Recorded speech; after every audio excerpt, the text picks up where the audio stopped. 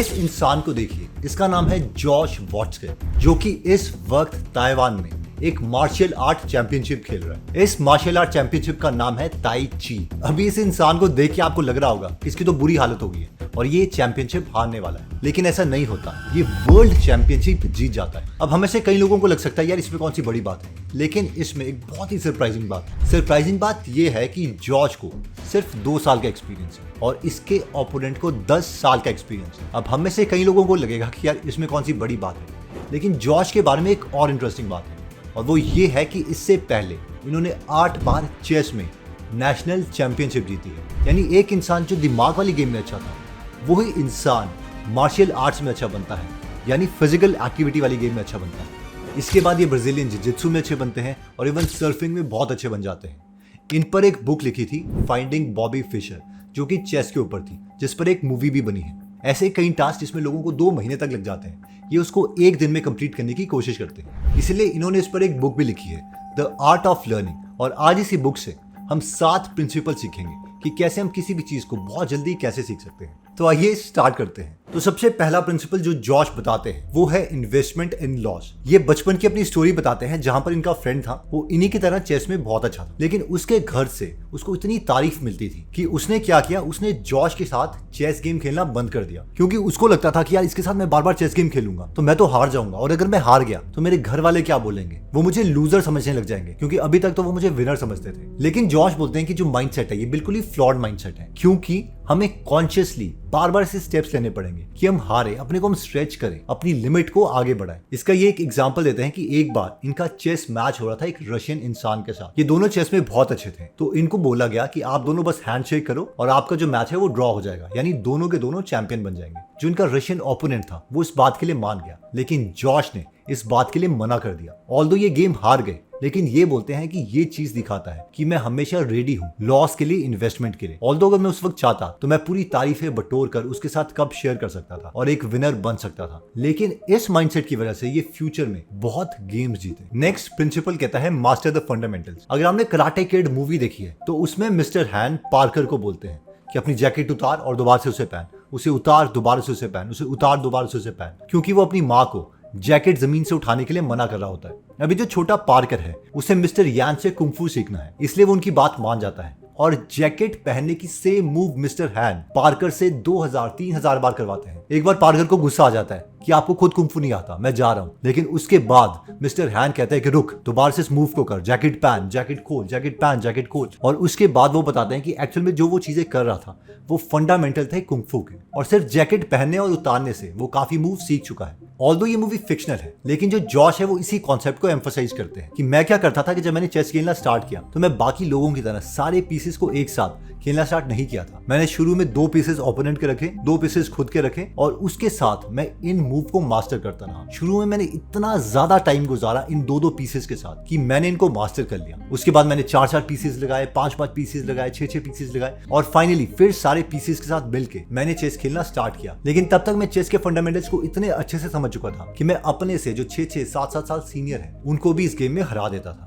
Exactly same चीज उन्होंने martial arts में करी। इनिशियली उन्होंने सिर्फ बेसिक मूव्स देखे और उनको मास्टर कर लिया, और एक बार इन मूव्स को जब उन्होंने मास्टर कर लिया, इसलिए वो 2 साल में वर्ल्ड चैंपियनशिप जीत पाए उस गेम में जहां पर इनके ओपोनेंट्स को 10-10 साल का एक्सपीरियंस है। क्योंकि वैसे भी अगर हम सोचे किसी भी कॉम्प्लेक्स चीज को बेसिक 10 या 15 चीजों में तोड़ा जा सकता है, और उन 15 या बेसिक फंडामेंटल्स को मिला के ही इनफाइनाइट मूव्स क्रिएट होती हैं, चाहे फिर वो रोलर स्केटिंग हो, स्कीइंग हो, या फिर और गेम हो। जॉश का कुछ भी जल्दी सीखने के लिए 3rd प्रिंसिपल आता है, your best should become your baseline. Josh कहते हैं कि मैं एक नॉर्मल एवरेज इंसान नहीं बनना चाहता था, मुझे बेस्ट ऑफ द बेस्ट बनना है। इसका मतलब है कि हर बार जो मेरा बेस्ट है वो अगली बार बेसलाइन बनना चाहिए। यानी कि अगर आज मैं मैक्सिमम 20 के डंबल उठा सकता हूं, तो अगली बार मेरा मिनिमम डंबल ही 20 kg का होगा। और जॉश इस प्रिंसिपल को बहुत सीरियसली लेते थे। इवन कि जब भी वो कोई चेस की गेम जीते तो अगली बार उसी की वीडियो को वो फ्रेम बाय फ्रेम देखते कि उस दिन उनके साथ क्या हुआ था, साइकोलॉजिकली उनके साथ क्या चल रहा था, टेक्निकली उन्होंने क्या मूव खेली थी, ताकि उन सारी क्वालिटीज को वो अपने दिमाग में इंग्रेन कर पाए और अगली बार उसे रिपीट कर पाए।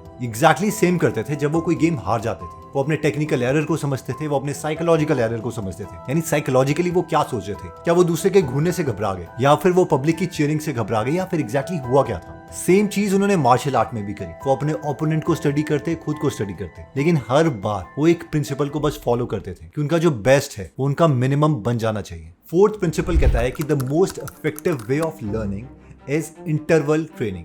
जॉश कहते हैं कि देखो 3 टाइप के लोग हैं। पहले जो मेहनत करते ही नहीं, दूसरे की इतनी ज्यादा मेहनत करते हैं कि जब तक वो बर्न आउट नहीं हो जाता तब तक मेहनत करते ही रहते हैं और उसके बाद उनको रिकवर करने के लिए बहुत ज्यादा टाइम लग जाता है। लेकिन थर्ड कैटेगरी के लोग वो है जो इंटरवल ट्रेनिंग को यूज करते हैं और यही लोग बेस्ट ऑफ द बेस्ट होते हैं। इसका मतलब है कि जिस टाइम पर आप बर्न आउट होने वाले हो उसके 80% तक आप काम करोगे और बर्न आउट होने से पहले आप रेस्ट ले लोगे और अगेन इस साइकिल को रिपीट करते जाओगे और इसीलिए इस फोकस्ड एनर्जी को आप ज्यादा बार रिपीट कर पाओगे। इसके लिए जॉश जिम का एग्जांपल देते हैं कि लेट से अगर वो बेंच प्रेस पहले 70 केजी की कर रहे थे तो वो क्या करेंगे, 70 केजी के कुछ रेप्स करेंगे, 1 मिनट का ब्रेक लेंगे, दोबारा से 70 केजी के रेप्स, 1 मिनट का ब्रेक एंड सो ऑन। एक बार जब वो साइकिल को रिपीट कर लेते थे तो अगली बार जब दोबारा से वो बेंच प्रेस करते थे तो वो या तो इस टाइम को 1 मिनट के ब्रेक को 45 सेकंड बनाने की कोशिश करते थे या फिर वो अपना वेट इंक्रीज करने की कोशिश करते थे। लेकिन इंटरवल्स उन्होंने हमेशा बीच में रखे हैं, इससे पहले कि उनकी मसल पूरी की पूरी थक जाए उसको छोड़ देते थे, दोबारा से ब्रेक लेते थे एंड अगेन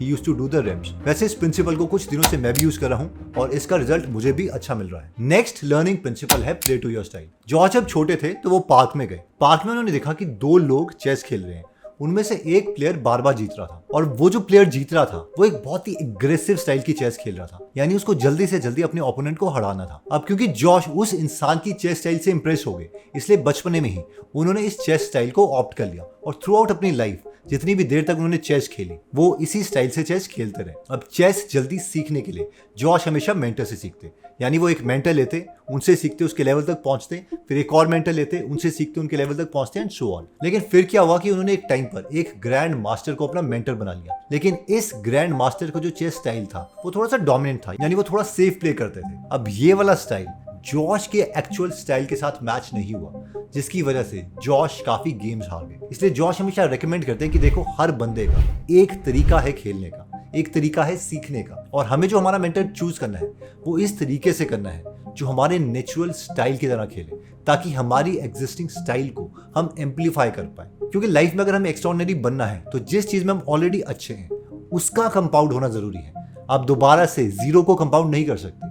जो एग्जिस्टिंग नंबर है आपके पास, जो एग्जिस्टिंग टैलेंट है उसको और बड़ा करते जाना है, तभी हमें आउटस्टैंडिंग रिटर्न मिलेंगे। नेक्स्ट लर्निंग प्रिंसिपल आता है इल्यूजन ऑफ मिस्टिकल। जॉश के साथ एक बार क्या हुआ कि एक चेस के प्लेयर थे जिनको बहुत ही मिस्टिकल कहा जाता था, यानी रहस्यमय, और ये माना जाता था कि ये बंदा कुछ भगवान से ही सीख के आया हुआ है, क्योंकि उसका स्टाइल एक ऐसा था कि नॉर्मल बंदा उसको डीकंस्ट्रक्ट नहीं कर पाता था। लेकिन जॉश ने देखा जैसे जैसे वो चेस खेल रहे थे कि उनके स्टाइल को भी डीकंस्ट्रक्ट किया जा सकता है अगर उसे हम फंडामेंटल्स में तोड़ दें। तो इससे एक बात तो जॉश को क्लियर हो गई थी कि कोई भी बंदा एक्स्ट्राऑर्डिनरी नहीं है, हर बंदा बहुत मेहनत करके बेसिक फंडामेंटल्स को मास्टर करके ही एक बहुत अच्छी पोजीशन पर पहुंचा है। और अगर हम ये थ्योरी मानते हैं तो ही हम एक ग्रोथ माइंडसेट वाले इंसान हैं, यानी हम ये चीज एक्सेप्ट करते हैं कि अगर हमें सफिशिएंट टाइम मिल जाए तो हम किसी भी लेवल तक पहुंच सकते हैं। लेकिन एक फिक्स्ड माइंडसेट वाला इंसान ये है कि यार ये चीज मुझसे नहीं होगी, ये तो एक एक्स्ट्राऑर्डिनरी इंसान है उससे होगी, या बचपन में इसके डैड थे उसकी वजह से ये हुआ है, या इसके साथ ये स्पेशल चीजें हुई थी ये हुआ है, और ऐसा इंसान कभी भी एक्स्ट्राऑर्डिनरी नहीं बन सकता। नेक्स्ट लर्निंग प्रिंसिपल कहता है बिल्डिंग योर ट्रिगर्स। इमेजिन कीजिए कि आप एक टॉप प्लेयर हैं, आप फुल टेंशन में है, एक फोकस स्टेट में है और अब आपका मेन कॉम्पिटिशन आता है। अब आपने मेन कंपटीशन से पहले रिलैक्स भी होना है, लेकिन आपको लग रहा है कि अगर आपने वो टेंशन रिलीज कर दी तो आपका जो फोकस है वो चला जाएगा। और जॉर्ज के अकॉर्डिंग यही प्रॉब्लम है जब हम बेस्ट ऑफ द बेस्ट बनना चाहते हैं। अगर बचपन में हम ऊपर तारों को भी देख रहे हैं तो भी हमारे पेरेंट्स बोलते हैं कॉन्सेंट्रेट। अभी जो पेरेंट्स ने हमारी प्रोग्रामिंग कर दी है इस चीज की वजह से होता ही है कि हमें लगता है कि अगर मेन काम के बजाय हम कुछ भी और चीज करेंगे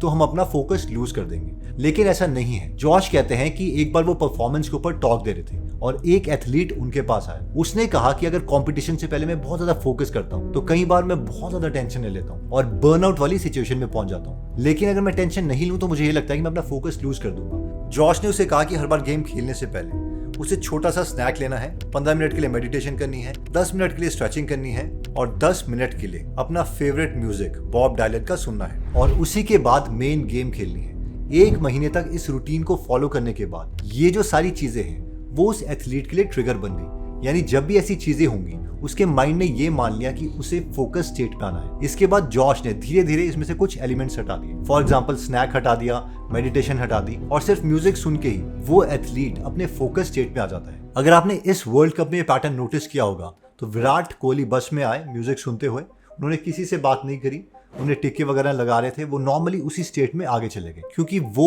उनका ट्रिगर है। एग्जैक्टली सेम चीज जो हमारी क्रिकेट टीम है, वो क्रिकेट खेलने से पहले फुटबॉल खेलती है ताकि वो किसी और चीज पर फोकस करे क्योंकि वो उनका ट्रिगर है। इवन कि जब ब्लैक मूवी की शूटिंग हो रही थी तो उस वक्त मैं शिमला में था और मैंने देखा कि जो अमिताभ बच्चन है उस वक्त उन्होंने कान में अपना म्यूजिक लगाया था, अपने जो डैड की कविताएं हैं जो उन्होंने खुद रिकॉर्ड करी होंगी या ऑलरेडी रिकॉर्डेड होंगी, वो उनको सुन रहे थे ताकि वो एक जोन में चले जाए। और जैसे ही शॉट होता था तो बिना किसी से बात किए हुए वो डायरेक्टली शॉट देने जाते थे और तभी शायद वो उनकी one of the best performances है। इन शॉर्ट हमें मेन काम से पहले कोई अपना ट्रिगर सेट करना पड़ेगा अपने माइंड को, ताकि हमारा माइंड इन दो चीजों को एसोसिएट कर दे कि जब ये इवेंट होता है उसके बाद उसे फोकस करना है और तभी हम जब चाहें उस फोकस स्टेट में आ पाएंगे। सो आई होप ये वीडियो आपको बहुत अच्छी लगी होगी। लर्निंग के ऊपर 2 और अमेजिंग बुक है।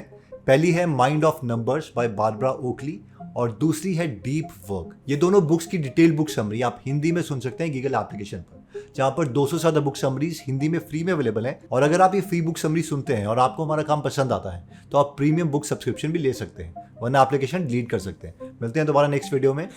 जय हिंद।